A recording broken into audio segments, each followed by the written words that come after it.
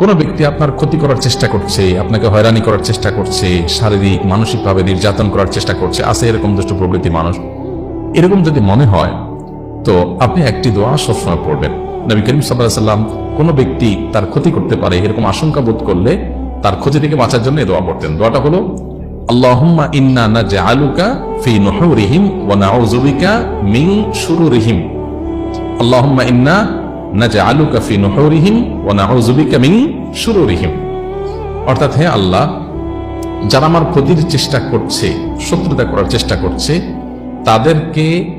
তাদেরকে উপযুক্ত শাস্তি দিয়ে দমন করার জন্য, তাদেরকে শেষ করার জন্য আমি আপনার কাছে দায়িত্ব অর্পণ করলাম। আপনি মেহেরবানি করে আমার হয়ে আপনি তাদেরকে উপযুক্ত শাস্তি দিন, তাদের থামিয়ে দিন, তাদেরকে দমন করুন, তাদের শেষ করুন।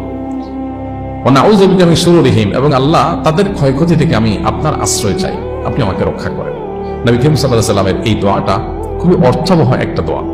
এই জন্য জীবনে কখনো কোনো শত্রু আমাদের নবী সাল্লাল্লাহু আলাইহি ওয়াসাল্লামের কোনো ক্ষতি করতে পারেনি।